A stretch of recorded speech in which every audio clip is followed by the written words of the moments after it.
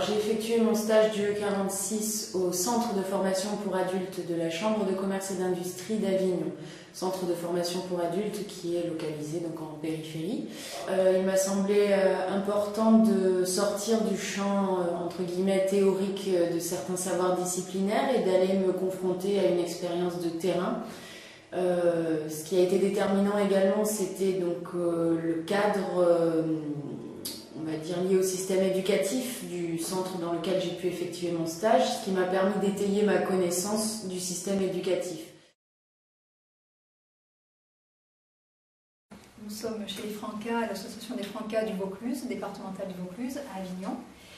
Et c'est une association qui a un champ d'intervention très large, qui gère des centres de loisirs dans le Grand Avignon, mais également elle propose des journées thématiques de sensibilisation aux discriminations, des journées thématiques sur les droits des enfants, également des journées pour travailler sur le patrimoine avec des élèves qui appartiennent aux écoles de la zone éclair et qui aide justement, qui a une mission de réflexion pour aider les communes à s'engager dans les rythmes scolaires, dans la réforme qui va être mise en place dès septembre pour les écoles qui ne sont pas encore passées. Donc c'est tout ce qui concerne les prémices de projet d'accompagnement des collectivités.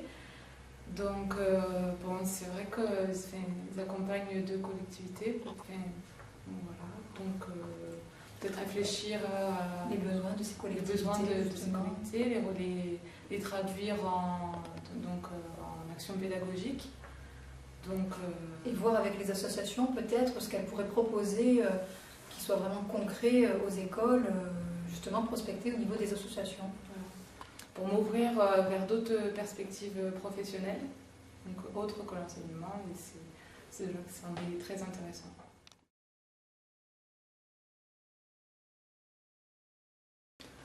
Coralie, pour vous, le déclic? Moi, c'était m'ouvrir à un champ d'éducation plus large, justement, pas uniquement éducation nationale, mais éducation populaire, dont on connaît mal, malheureusement, les aspects, et du coup, c'est très enrichissant.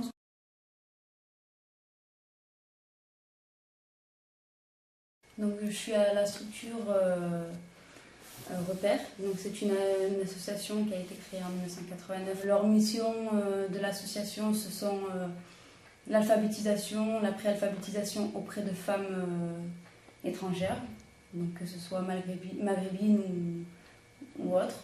Après le FLE, donc le français comme langue étrangère, donc aussi pour des femmes. Et ils font aussi de l'accompagnement scolaire, donc tout le lundi, le mardi et le jeudi soir. Ils font aussi de la médiation sociale, donc là ils répondent aux questions, ils répondent à toutes les demandes que ce soit très bien administratives. Ils ont des problèmes à remplir des papiers, ils viennent les aider. Et puis après, il y a la gestion et l'administratif de toute association. Alors, j'ai trouvé mon stage sur Aix-en-Provence et Marseille. Donc, c'est une association qui a 2 sites de formation. Donc, c'est 2 villes. C'est l'AREP, donc l'association de la reprise des études et de la formation professionnelle. C'est une association régie par la loi de 1901, donc qui a un but non lucratif. Elle aide essentiellement un public ETAPS sur le lieu de Marseille, c'est-à-dire des jeunes qui sont déscolarisés, qui ont été scolarisés et qui ont arrêté, ou qui n'ont tout simplement pas du tout été scolarisés, et qui les aide à trouver un projet professionnel et à les réinsérer socialement pour trouver un emploi ou une formation qui les intéresserait. Donc je me suis orientée vers l'UE46 parce que je me suis rendu compte que l'éducation nationale n'était peut-être pas pour moi tout simplement. J'ai échoué l'année dernière les écrits du CRPE et je me suis un peu re-questionnée, je me suis rendu compte qu'en fait c'était pas ce qui m'intéressait. Je veux quand même parvenir à travailler avec un public jeune, qu'on soit adolescent ou même très jeune. Là je suis tombée dans cette association qui est avec un public de jeunes à 26 ans. De 15 à 26 ans, pardon. Et pour quand même nous transmettre quelque chose, les former, et voilà, le contact me plaît, donc c'est pour ça que j'ai voulu essayer de trouver un stage dans ce domaine-là.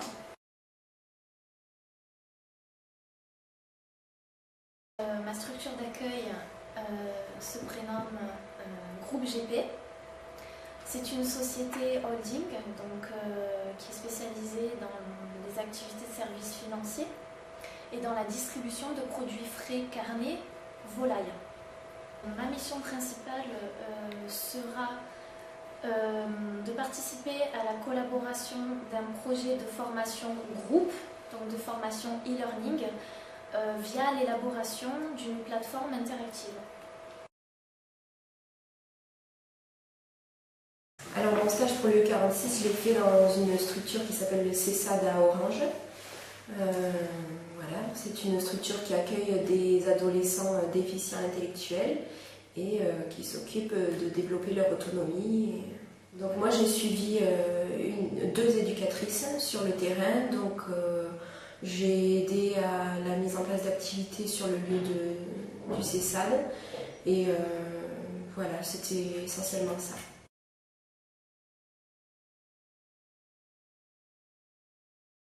Donc dans ce stage, je prends la place d'un enseignant spécialisé avec des enfants autistes, atteints d'autisme sévère, donc qui ne parlent pas.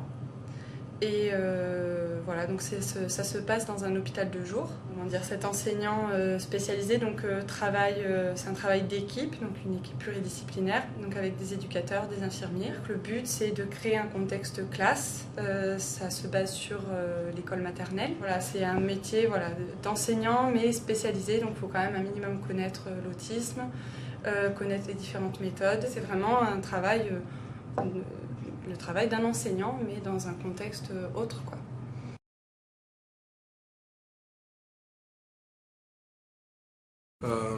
Alors ma fonction, c'est coordinateur pédagogique et médiateur culturel au sein de l'association Art et Développement.